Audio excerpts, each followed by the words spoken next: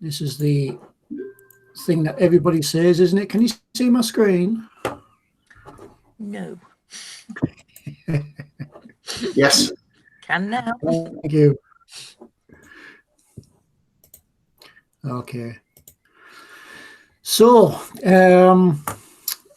yeah, as you'll see as we go through this presentation, Darlington College was in a really strong position to be able to move forward with remote teaching caused by this coronavirus.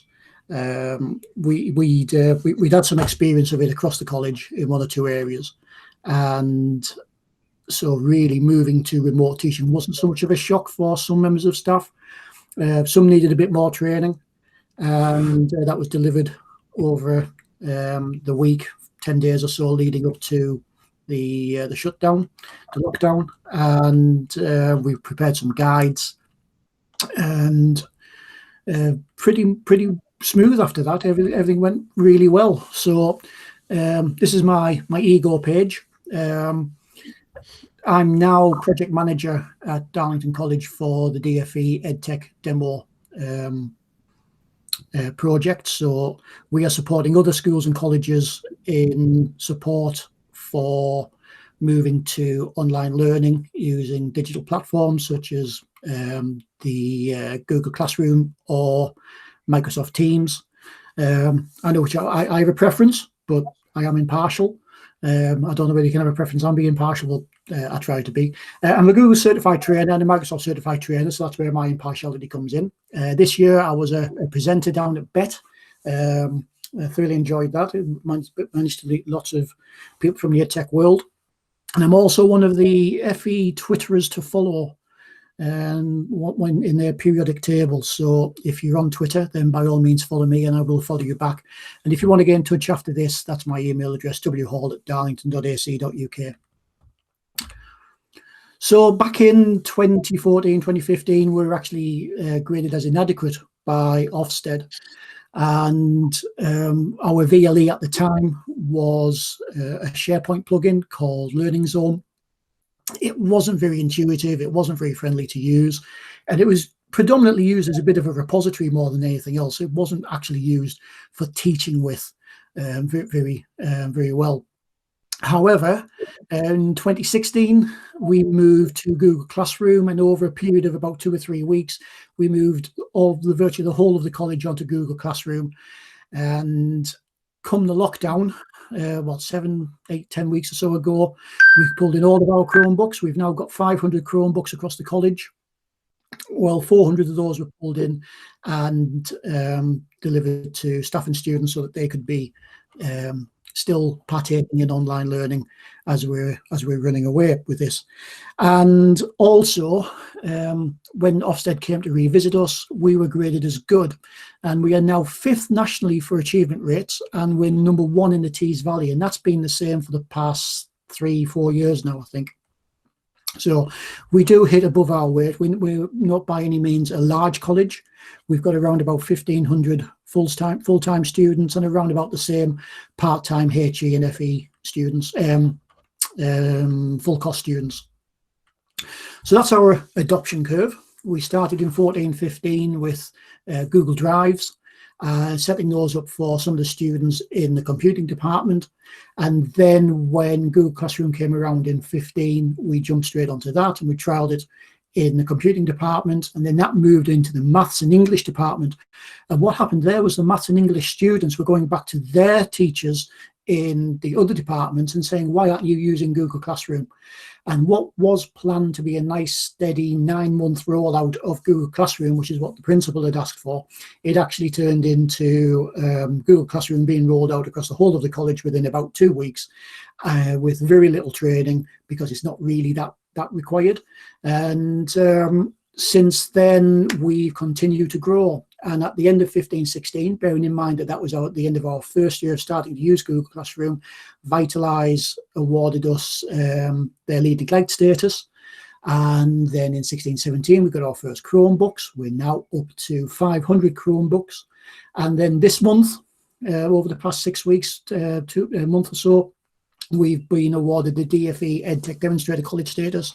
But also just this week, we've been given Google Reference College status as well. So we are the only one in the Northeast. I think the next one closest to us is down in Leeds. So we are punching above our weight, as I mentioned earlier, in educational technology. Now, although a lot of this is focused around Google Classroom, we do also use Teams in certain areas of the college, mostly those that are external facing. So our business development team, for instance, they might be using Teams more than most, but all teaching is carried out through Google Classroom and Google Tools. So as I've already mentioned, we were already quite well prepared. We've had 34, we started with 34 journalism apprentices, and they were spread across the whole of the country, you know, the north, south, east and west, and it was just unreasonable to send them into college. So alongside those apprentices, we also had some motor vehicle apprentices that were working out in the Dales. Now, it's worth mentioning that something like 40% of our students travel for up to an hour to get into college and then travel an hour to get back home again.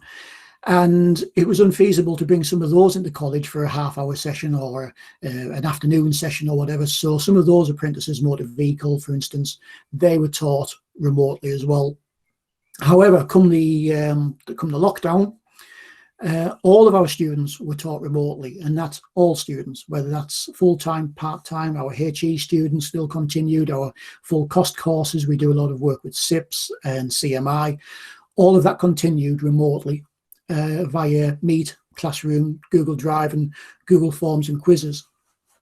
Now, obviously, we use Google Meet for this face-to-face relationship, and then we use Google Classroom to support the work that the learners need to do to be able to carry on with their studies. We use Google Drive to share between staff. So we use shared drives to make sure that staff and students have collaborative areas to work within. And then also we use forms and quizzes quite extensively to make sure that the students are actually progressing. So we'll produce a Google form to ask about their perceptions, pretty much as you would ask about an exit poll as the students are leaving the class. And then we use self-marking quizzes from those Google forms so that we can judge and assess their learning. So there's a part of my foundation degree in business students, and Nicole there in the middle, she's delivering her presentation on, I think it was 0-hour contracts and their uptake in different industries. So she was able to deliver that from her, that was her kitchen.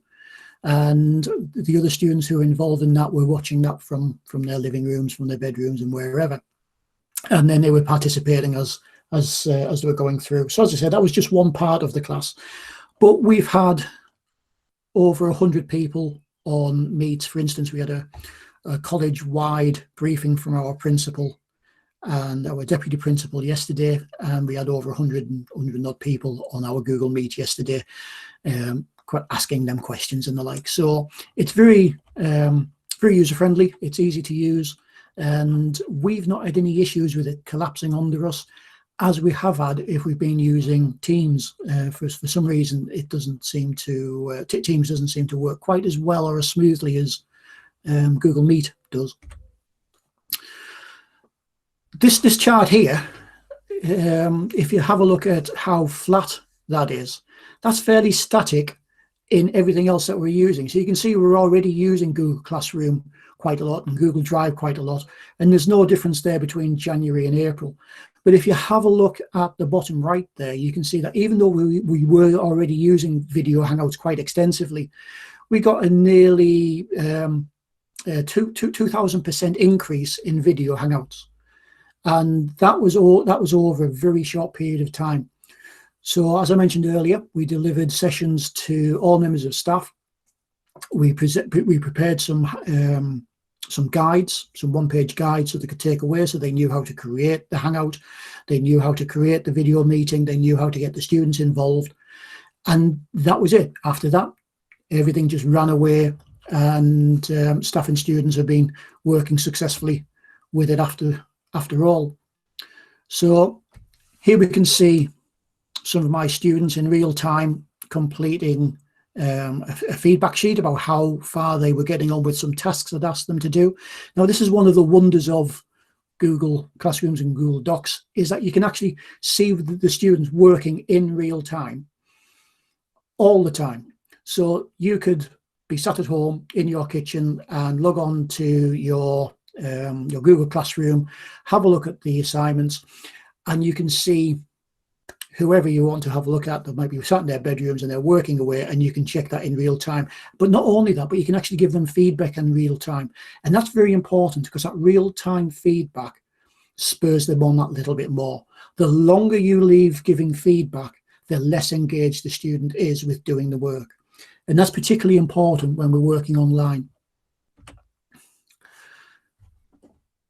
So this next video is showing how we now use a Google form for us to submit internal verification of an assignment. So we set up a form that automatically collects all the information that you would need for a BTEC or an OCR course. So what the course is, who the assessor is, and who the IV is, and who's responsible for, and who's going to be responsible for checking that assignment. That then feeds into a spreadsheet in the background. And when we've had BTEC and OCR come in, they're more than happy just to have a look at that spreadsheet to see that we are following our policies around internal verification and internal verification of students' work. So what else are we using? Well, Screencastify. At the minute, it's free. So if you sign up for an educator account with cast_COVID or COVID_cast, I can't remember which way around it is, you'll have to try both, then you'll get free access to Screencastify for, I think it's the rest of the year. If you don't use that code, then you only get 5 minutes. And but if you use the code, then you get full access to the whole of it. We use a lot of assignments and quizzes as we're moving through our Google Forms and our Google Classrooms to make sure that the students are participating. And I'll come to that a little bit later on. Obviously, we're using Google Meet, but we're also using Google Hangouts Chat. That's been our main way of communicating as staff. It's very much like a WhatsApp group, but it tends to be, because it's within the Google sphere, which is college really, it tends to not have the photos of cats all of the time and the like. However, it does allow you to create different chat rooms, so you can break off into different areas if you really need to or want to. And then the other tool that we've been using quite extensively, which really cuts down on marking, is something called Peer Grade. That allows you to create a rubric, upload the rubric, create an assignment, upload the assignment to the classroom. It all links with Google Classroom, and then the students do the work as required.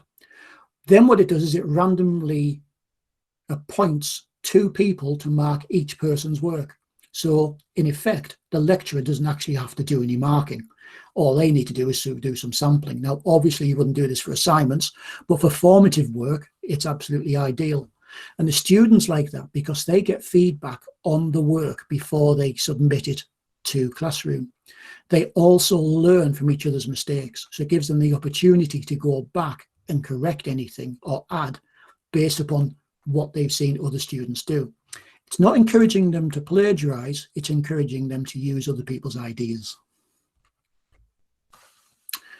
Now, when we first went into lockdown, shutdown, a lot of staff were concerned about safeguarding and how they were going to cover themselves against that issue. And it's different for different schools, it's different to different ages. It differs whether your class has got looked after children in it. There's all sorts of, it is a bit of a minefield, and there is help out there and support. So if you want to ask questions more around that, then just get in touch with me after the meeting and I'll see what I can help there with. But just little things like making sure that your environment's right. So no embarrassing laundry, no underwear drying behind you. Be dressed, and that's for staff and students. We insisted our students do have their cameras turned on so that they can participate fully in the classroom meeting. We ensure that we make sure that they've had breakfast beforehand so that they're not eating at the table. We're trying to instill some sort of a professional work ethic in these students now. We're preparing them for what will probably be the way of working for the next 5, 10, 15 years or so, depending upon how quickly we do return to what was the old normal. So it's making sure that they have those work-ready skills built into them. From a staff point of view, try and let others know what you are doing, so that if you are having a Google Meet with somebody, or you're having a Zoom Meet, or whatever it is that you're using in your schools, then make sure that other staff know what you're doing and why. Don't treat it like a classroom. You're now talking to students that are sat at home in their bedrooms. Their bedroom isn't part of your classroom, so you can't treat the online world the same as you would a classroom. You have to treat it differently. You have to approach it very differently. You have to think of it as they're inviting you into their space. And it's very easy for a student just to say, no, I'm not going to participate in that, and leave the meet. So there are obviously protocols that you can build around that, but you can't treat it like your classroom. It does have to become a little bit more two-way. Now, there will be mistakes, and I might mention these later on, so don't take it all seriously, but do take it professionally. There's a big difference between taking it seriously and taking it professionally. If you take things seriously, it'll run you down very, very quickly. But if you take it professionally, you'll reflect on the mistakes that you've made, and you'll improve and fall forward, as they say. And finally, you'll find a lot of students might feel a lot more relaxed talking online than some other students. Some of them are more used to using discourse and the like when they're and chatting when they're on video games. So just be careful about allowing them to drag you into this world where it's all friendly and friends. Remember, you're not their friend, you are their teacher. So there's nothing wrong with being friendly, but don't become friends. So, few short tips. Keep it short and simple. You can't go into this thinking that the lessons are going to be the same as they were when you had them in the classroom. You have to break everything down, chop it in half, and then chop it in half again. Whatever you plan to do for 20 minutes, condense it down to 5. You deliver for 5 minutes, and then allow the students to do something for 15, 20 minutes. Put the work on the students. The longer you talk, the less engaged the students become. So you need to make sure that you are feeding them, drip feeding them all of the time, lots and lots of little things to do. And I'll come back to number 8 later on about praise. Allow everybody time to get used to it. So the first time the students are using this, it's very different. They'll be silly, they'll carry on, they'll mute each other, they'll play around. Let them do that. Let them do that for 5 or 10 minutes. Let them get it out of their system, and then reel it back in again and start the sessions as you would normally do. Don't expect great things. You'll read a lot in the literature about how EdTech is going to change the way that we teach. And I think it will change the way that we teach, but it's not going to replace what we do. It's going to augment it, but it's not going to replace it. So don't expect it to be all singing and all dancing. And don't expect anything to work first time, because the chances are it won't. And do expect it to fail. Number 4 there, personalize it. What I found really strange was that 2 classes independently, after around about 3 weeks of being taught online, suddenly started to show each other around each other's homes.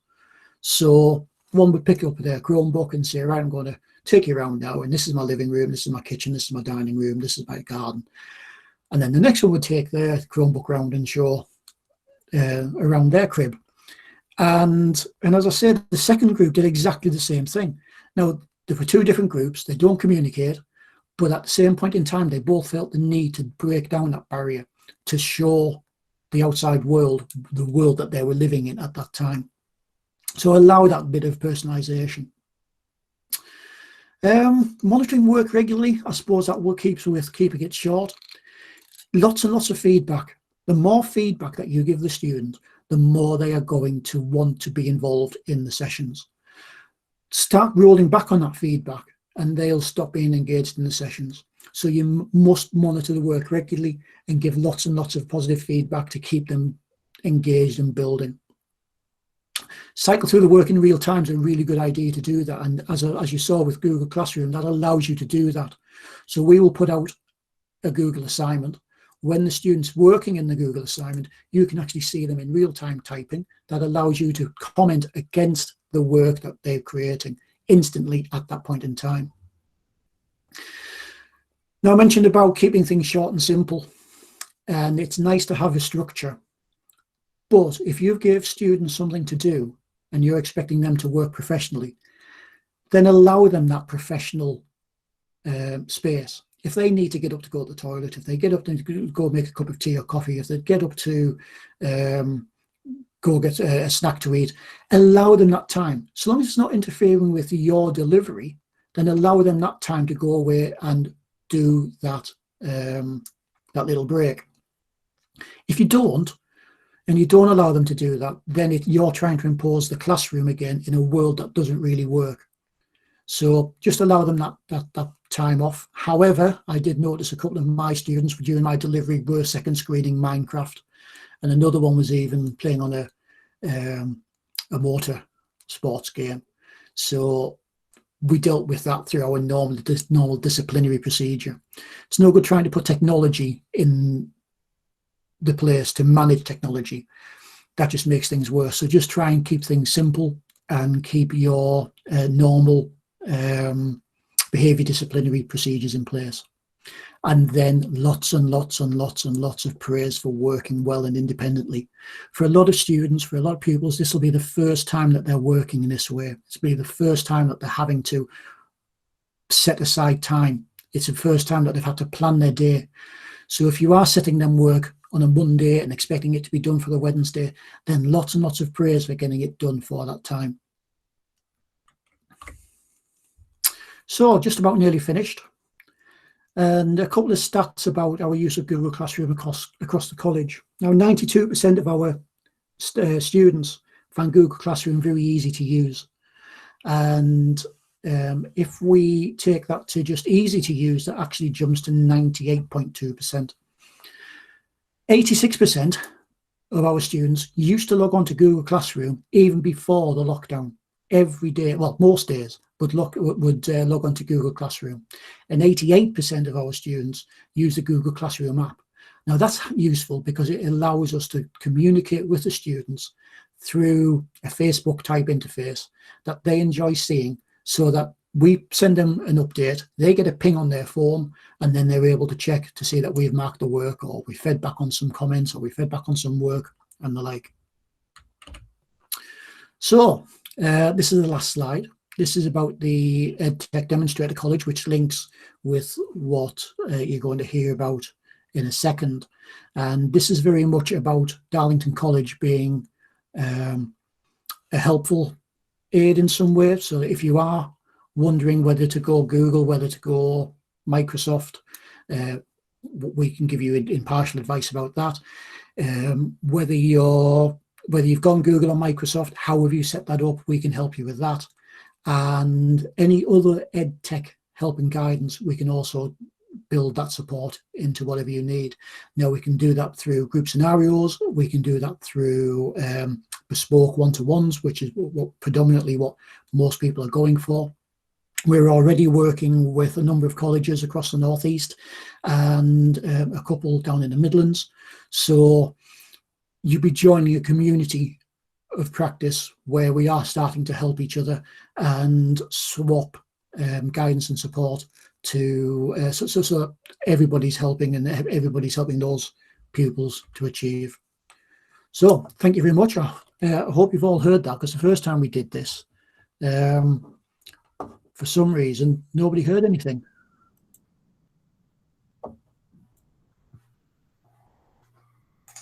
Thank you very much, Wayne.